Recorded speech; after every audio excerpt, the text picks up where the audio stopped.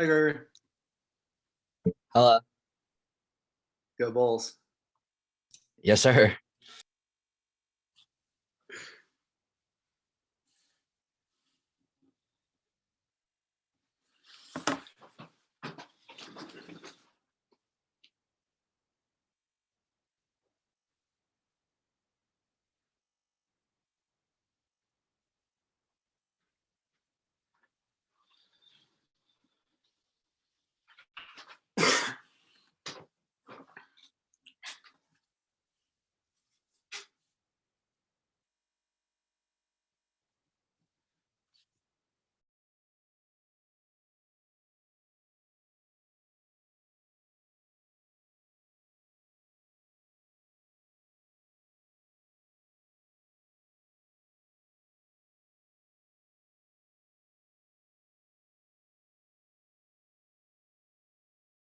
What's for lunch, Gregory?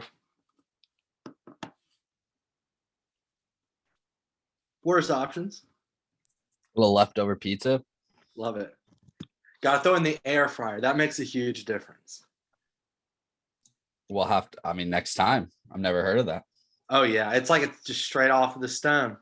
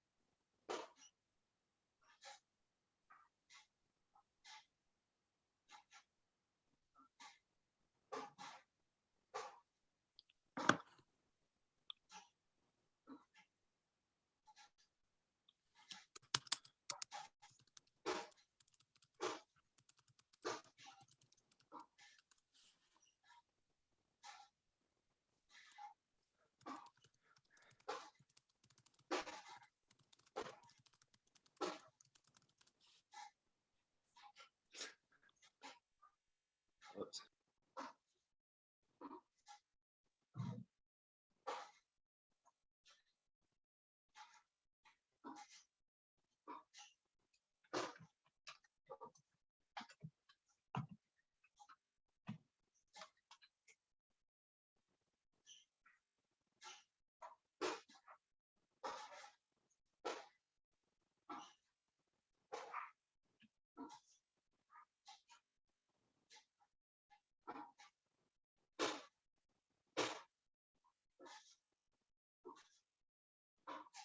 Coach in Austin and Andrew should be joining over from baseball here shortly.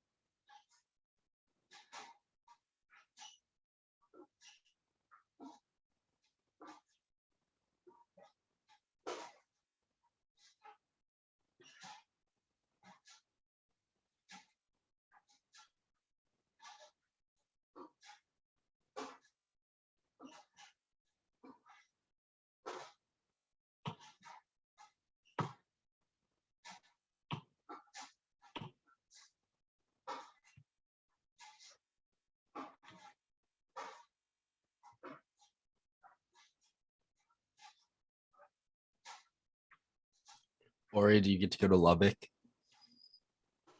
I do not. I will be in Chapel Hill, covering it from my couch. So Devastating.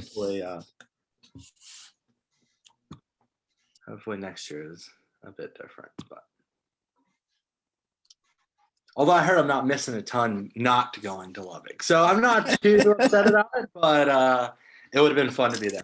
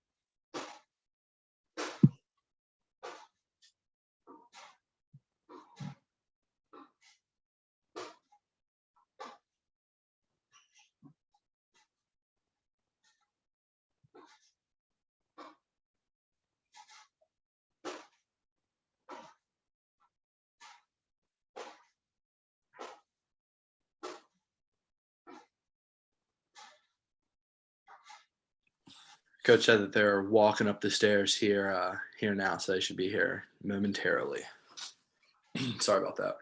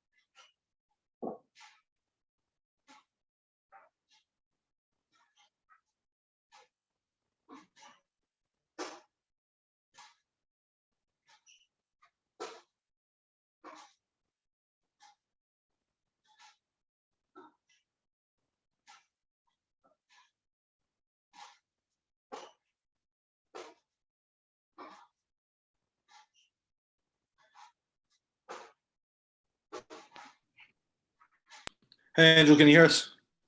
Yep, loud and clear. Awesome. So we will start with Angel Zarate. We'll just use the raise hand function. If you have a question for Angel, please use that, and I will call on you. We will get started whenever y'all are ready. CL, go ahead. Hi, Angel. CL Brown with the News and Observer. You guys have played more teams that are in the tournament than anybody else in your region, Texas Tech, UCLA, Army. I was just wondering how you felt that the schedule that you guys played and playing highly ranked teams and teams that made the tournament may help in the postseason. Yeah, we knew that when we saw the schedule come out, who we were going to be playing, we knew that all these teams are teams that can very well make a regional. And, obviously we saw a bunch of them aren't a regional. And I think, it just helps us, we kind of know the level that we have to play at, obviously now, it's playoff time. We have to play at that level. And I think, facing all the really good teams, good arms, and all that really help prepare us for, this point of the season. And speaking of you individually, in 2019, were you pretty much only a pinch runner? Did you get to actually play much in the last postseason appearance? Yeah, towards the end, just went in to pinch run and stuff. So that's kind of pretty much all the playoff experience that I have, really. But it's fun, it's electric out there. So I'm excited for this postseason. Gregory, go ahead. Angel, what have you learned about your team? I guess in those 2 games in the ACC tournament, but also in those final 2 series against Louisville and Georgia Tech, you guys kind of earned your spot in the regional. Yeah, I think that we just never quit fighting, especially in Georgia Tech. After let's see, Friday and Saturday, we were down for most of the time in those games, but we just never got away from our game, just didn't quit fighting. And I think that we kind of struggled with that early on in the season. A bunch of times we would get down and it just kind of fell apart, but we know that like we're not always going to be ahead. Coach Forbes really told us that, like, sorry guys, like you're not going to be ahead in every game. So we're going to have to just really, especially now, just stick with it. And, even if we fall behind, like we know we can put up some runs. And I mean, we showed it against NC State. We put up like an 8 spot in the, I think we put up like an 8 spot in the 7th inning or 2nd inning. Sorry. So yeah, against really good teams, if we're hot, then we can beat anybody. Greg, go ahead. Hey, Angel, circling back to CL's second question, given everything that took place last year and that you guys have had to endure with COVID, can you just speak to us about the feelings that you have about being able to play in the NCAA postseason and what kind of accomplishment that is for this team, given how things have played out? Yeah, it's definitely awesome. We're definitely excited to make it, but we're not content. Obviously we want to go out there and win the regional, win the super, but, just got to take it one game at a time. But yeah, just after everything that's happened, just the being fortunate enough to keep on playing and not having the season end, so early. It's definitely something that we're thankful for, and hopefully we can just, keep playing longer for, the next month. Thank you.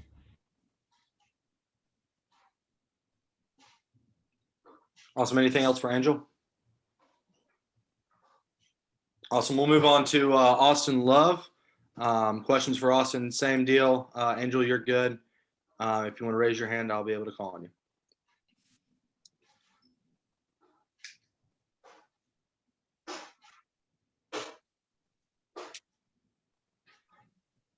Greg, go ahead. Hey, Austin, what's been working for you so well the past month? For me, it's been just getting ahead with my fastball, and then my slider over the last couple months has gotten a lot better for sure. It's been probably my go-to pitch for strikeouts lately. I haven't really been using my changeup as much. I've been more the slider. Does your mindset change any now that you're on a big stage like the NCAA tournament?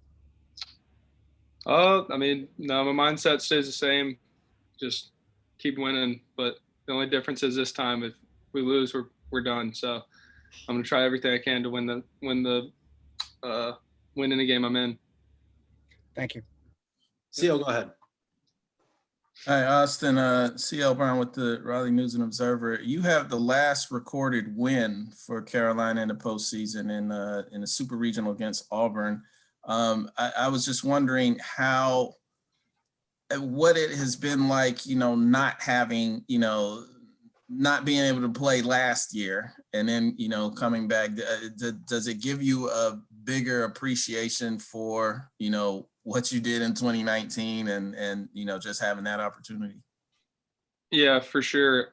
After the 2020 season got canceled, it's nothing you expect as a player. You're always expecting like nothing like that's ever going to happen. Like the game's not going to get taken away. So after that, we all definitely gained a bigger appreciation, and like we're not going to take any games for granted this year. Is basically what our mindset's been. And sorry, I muted myself. Is there a sense that you guys are kind of playing with house money, like, going down to Lubbock with no pressure at all? I mean, if anything, it's on Texas Tech right now. Yeah, we're definitely going to go down to Lubbock and just play as loose as we can, knowing like we're the underdogs going down there, but we're going down there to win the whole thing, not just to only have fun. Gregory, go ahead. Austin, what have you learned about yourself as a pitcher throughout this season, routinely being talked about as one of the best pitchers in the ACC and even the country? I think for me, the biggest thing is just like after pitching in some of these big games and doing well, just keeping my confidence up, like going out there knowing that I'm just as good as anybody else. I can get anybody out at any given time. How comfortable are you coming out of the pen if asked this weekend in the regional? I'd say I'm pretty comfortable with it, considering it's what I did up until this year, so I don't think it'd be that big a change.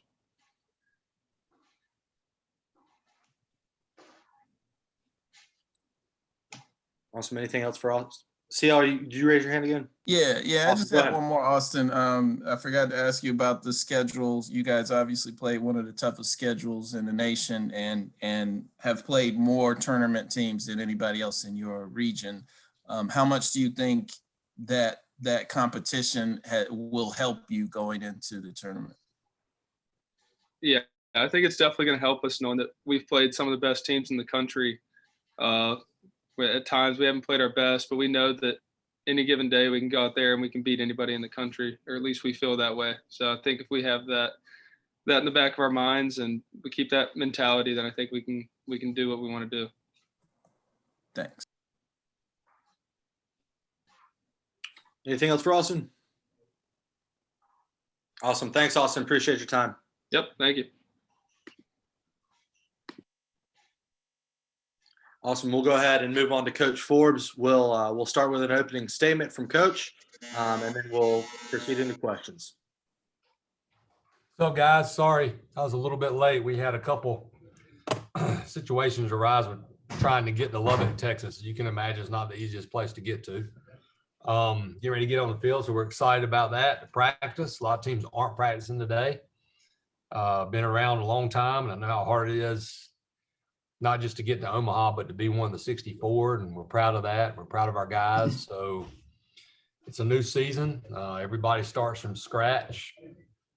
And, I think the most important thing for us is just getting ready to go to Lubbock and be ready to play, hopefully, our best games of the season. Pat, go ahead. Coach, obviously, having last year kind of taken away and everything, and given just how much of a gauntlet this has kind of been, just through all the different obstacles, just how much appreciation do you have yourself just for kind of playing this time of year again, especially just how much did you also feel that from the guys yesterday when the regionals were announced? Yeah, no doubt. We found out a little bit before, and we didn't say a word because we wanted them to experience seeing it on the TV. That's a moment that you can't take away from them. And they had some anxious faces because there have been years here that we're not sure. That's how hard it is. And to see their joy. And the cool thing for me was as soon as we got picked, they didn't care anything about watching the rest of the show. They were dressed in their practice stuff. They were ready to go practice.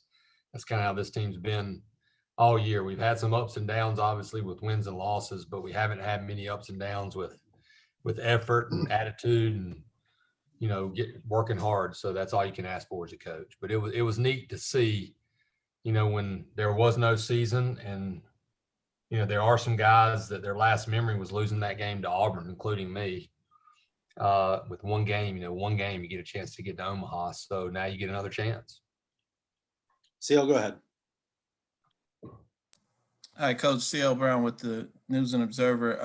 I was curious with your schedule when you were putting it together, was it designed to be so tough, or was it kind of COVID related in that you just wanted to be able to make sure you could get games in? So, so you scheduled those kind of opponents. Well, originally we had the 3 weekends scheduled before we would start conference, and they were all actually looking back on it. We would have opened up with Kentucky.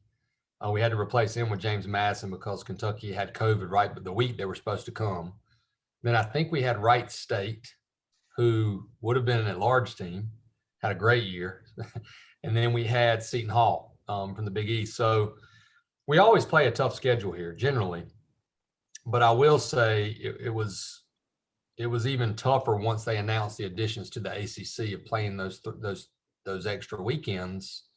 And then the midweeks, if I'd have known we were going to have those 3 additional weekends, I don't know if we would have played East Carolina twice. I don't know if we would have played Liberty twice. We definitely would have kept the South Carolina game, but we could have changed them. I could have changed them. I do the scheduling, and I felt like in a year where we missed so much, I wasn't that concerned about the competition. I just wanted to play a great schedule, and I wanted to play all 50 games because our guys didn't get to play last season. And did you ever have to, during the course of the season, just mentally, I mean, you guys were playing a lot of tough teams, and obviously your record wasn't like 18-0 at one point because you're playing tough teams. So did you ever have to kind of manage the team mentally to get them through, like knowing that we're playing the best guys and it's going to prepare us for the tournament? Yeah, 100%. We actually talked about it even before the season started. I used it a long time when I was a pitching coach with our pitching staff. Just, I stole it from Nick Saban about being process oriented, and you really have to stay with the process in baseball more than any sport. But this year, I told our guys it's the most challenging schedule we've ever played here, top to bottom. So we can't ride the roller coaster, and we can't get too caught up when we do get a sweep, and we can't get too down when we lose a tough game. So we've talked about it the whole year, and we had to talk about it because we had lost some really tough games. And, when you get walked off, for instance, at East Carolina, and you're ahead by 4 runs 3 separate times, in this game, you got to recover pretty quick because somebody else is coming right at you. And I think that was Florida State at Florida State, so it wasn't going to get any easier. But our guys have definitely bought into that. And, I told them before too, the great teams here that are the teams that have overcome and made it through it. If we happen to get swept, we would find a way to sweep and try to wash that out. And, I credit our guys. We got swept twice and they were tough. One of them at home, obviously, to our rivals, and one at Notre Dame. And we were able to even those out with Louisville and Clemson. Thanks. Lawrence, go ahead. Thank you. Hey, Scott, you've been upfront about your pitching situation with Austin kind of being your lone starter that's been consistent for you. Given the odd setup of the regional where you possibly would have to play 5 games, in certain situations, what's the challenges with this staff and trying to manage that as best you can? Obviously it's very challenging. Coach Gaines and I spent a long time just trying to think outside the box because we've been pretty lucky here. Now I will say, I don't remember a season, we had a season where we've had some injuries. I don't remember a season where we lost 2 of our weekend starters, or at least one for sure, and another one that would have either been an everyday guy. You guys know how Lancelotti is. We could use him about any way we wanted to. But our hope was, we would give opportunities and somebody would grab that opportunity and become our second starter. And unfortunately, it hasn't happened. But on the reverse side of that, we've had some guys emerge like a Gage Gillian. We put Rapp back in the bullpen. He's been really good again. So in the age of thinking outside the box in baseball, that's what we're trying to do and trying to decide, okay, what is the best way to manage our pitching staff to get the most out of our pitching staff? We know what love is love. He's going to start and hopefully throw a complete game or 7 innings. But then how can we use our other guys where we could use them in a regional format, Saturday, Sunday, Monday, if possible. The goal would hopefully be in 3 games, but 4 and then obviously a 5. We're looking at that, and that may be something that we haven't done here in the past, but we may go into game 2 and just go 2-2-2-2, 1-1-1-1, not worry about really who's starting and literally start that player as an opener. And for you personally, you've been in this situation a lot over the years, but this is your first time as a head coach. How important is this opportunity for you in building your program and for the guys to understand what you're like in this situation? Yeah, experience is experience either way. Like you said, this is my first year as a head coach. I've got a lot of coaching experience, but it's my first year as a head coach, so I think it's really important for our players from the standpoint of getting that postseason experience. Hopefully we make a great run, but it helps your program tremendously because if you haven't been in the postseason and all of a sudden you look at our 17 team, looking back on it, as good as we were, that kind of affected us some. Maybe we could have done a better job of really trying to talk to them about the difference in that postseason, because it was almost like we were playing tight. I don't know what happened, but Davidson came in here and beat us. But I do often wonder if we'd have squeaked in 16, if that would have been a different case. So it's important for me too to be able to manage all the stuff that I haven't had to manage before, to learn how to deal with it and all that affect me, being on the field with our guys, because there's some things as a head coach you're going to have to do that you don't normally do with travel or decisions you make with the roster. But thankfully, Coach Fox involved me very heavily in all those, so I feel pretty good about that. And honestly, I'm just pumped. I'm excited about it, and I've always dreamed about making the end call. Doesn't mean it's always right, but I'm excited about that opportunity. Thank you. Thank you. Gregory Hall, go. Scott, since it is your first postseason as a head coach, I was just curious what your process was for scouting all three of these teams that you could play this weekend. Well, the first thing, a lot of coaches have told me you have to learn to delegate, and it's hard to do that when you've been an assistant coach for so many years. So I'm still going to do what I've always done. Maybe in time I can back off on that a little bit, but I also have to trust, Coach Gaines, Coach Rubicki, and Coach Howell. I mean, they have a lot of coaching experience, but they're working hard on watching our opponents. I did the same thing, print off all the stats, look at the splits, look at the matchups. And then I've always tried to watch the opponent in one live game. We have software now called Synergy that you can really roll through the games fast. I wish they had that back in all those years being a pitching coach. It took you about, that little ESPN bar we had to. Now you can scout a hitter and be done with one hitter in 10 minutes easily. So, we're already, we already had the reports done actually on UCLA. So we'll start working at our practice today on what we need to defend and what they do well and what we need to make sure we do well.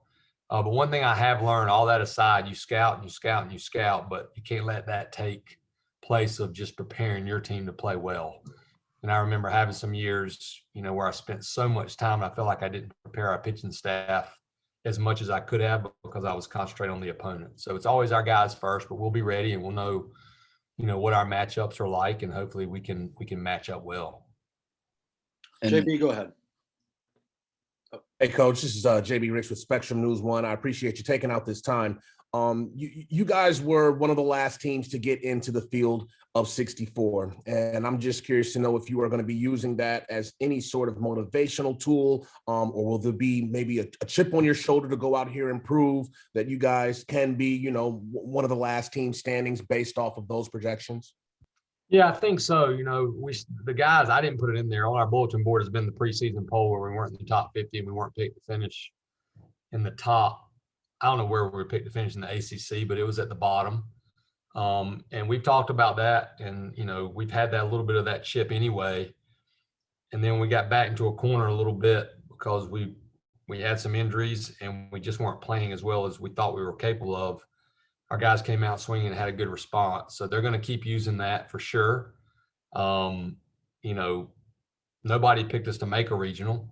So to be the last four in, we don't care. As long as we're in, we feel like we can get in, and we're University of North Carolina. We've got a lot of experience in playing in the postseason. We have to use that to our advantage. We've got players on our team that can get in the batter's box and get on the mound that have done it in Omaha. And a lot of teams don't have that. So hopefully that will help us. But to answer your question, yes. I mean, we're still out there trying to prove people that, okay, we weren't in the top 50. Now everybody's saying we're the last five in. Well, if we play well, maybe they won't say that. Thank you, Coach. Thank you. We'll go Gregory and then Pat. hey, Scott, just wanted to confirm that Love would be the starter on Friday just to follow his same rest pattern. Yep, that's correct. Yeah, UCLA. I've known Coach Savage a long time. He actually kind of took me under his wing when I was a young coach out west, when I would go out there recruiting a lot. And I think a lot of them, I know how good his team's going to be. I know how well coached they're going to be. It's not a team you can risk not throwing your horse against. So that's who we'll start. Coach, I guess kind of going off that, I mean, just kind of what have been the early impressions of UCLA? Well coached, very fundamentally sound, extremely talented. And, they were the opposite of us. They were a top 10 team in almost every single poll. Then they got off to a slow start. They've been playing much better as of late. And, a lot of people say, well, it's West Coast baseball. When we played UCLA before, and they play pretty traditional baseball. They don't, traditionally they don't bunt 120 times. They don't slow the game down tremendously. So I've always enjoyed playing them. We've had some great games. Obviously, they got the best of us on one of the best teams we've ever had here in 13. But they're good. They throw a ton of strikes. They can match up out of the bullpen with different looks, and then they've got a lot of athleticism with the guy in the heart of the order that's got some major juice. You've talked a handful of times throughout the year just about the possibility, if it arose, of starting Gage. Just kind of, I mean, obviously, if you're talking about a guy who didn't have the sort of experience that he has, maybe there could be some concerns of making him a starter in this sort of situation. But because of his track record, at Walter State, and even kind of just what he's been able to do for you guys in different situations this year, I mean, how much confidence do you have in him if, you guys do have to turn to him in that role? A ton. And, he's pitched in a big stage. Grand Junction is as big as it gets with junior college. I've been out there recruiting. It's a great event. But, there are 18,000 people there, I think, at the event. So, and we would still treat Gage as an opener from the standpoint of we're not going to start Gage Gillian and expect to get 110 pitches. We're going to expect to try to get 3 to 4 innings. And if he's going really, really good and his pitch count's low, we'll go 5 because, Gage, a lot of people don't know he recovers really well, which helps. I do think Kenny O'Brien's, throwing like that, like to finish in the ACC tournament really helps the overall pitching staff management and our confidence in what we do moving forward because we need Caden to throw like that to have a chance. Joe? Hey, Coach, you mentioned a difficult travel schedule. I don't think you got into it. What is that like for you? Well, we don't know. We're working on it currently. Obviously, you end up going commercial or you go charter. Charter's the preferred way because it really helps ease the burden of when you get in. But, there are costs involved and the NCAA only pays so much, and so forth. So we're working on it. We're hoping we can get there at a manageable time. We hope we can all travel together. Sometimes when you're flying somewhere that's not easy to get into and you go commercial, you're talking separating the team, separate flights, busing over 3 hours to the destination once you get there. So we're hoping we can, crossing our fingers, we can make it work with a charter because we have unbelievable support here, with our alumni and just Tar Heels in general. So either we'll get there at about, we'll get to Lubbock tomorrow night, which would be Thursday at 1 or 2 a.m., or we'll charter and get there about 6 p.m. So I'll find that out in the next 2 hours, hopefully. And obviously, Lubbock's going to be difficult no matter who you play. Do you kind of like the challenge of having such difficult teams to face right out of the gate? You'll get a sense of if you guys are going to be able to advance or what. Yeah. I mean, we actually had a guest speaker today, which was really, really cool. Speak to our team, a former coach here that has a lot of wins and a lot of championships. He came in and spent some time with our guys, and he just talked to our guys about how some of the greatest rewards are when they're harder to get. And that's the case when you go on the road. And I'll never forget going to Alabama in 2006 and winning that regional. That was hard. Alabama was good. Crowd was slammed. I've never been to Lubbock. One of my better friends is an assistant coach there. Have a lot of respect for the program, also for their head coach, but I know it's going to be a tough atmosphere. But the first thing I thought about was, okay, if we're not at the Bosch, I want to play somewhere that's packed because we've not been able to do that in over a year. If there was somewhere we got sent and there were 2,500, 3,000 people, whatever, but I think it's awesome. Everywhere you go this time of year is going to be hard. But I'm looking forward to our guys playing in that type of environment. Thanks. Awesome. Anything else for Coach? Awesome. Appreciate it. All right, Thank you boys. for taking time. See y'all. See ya. Thank you, guys.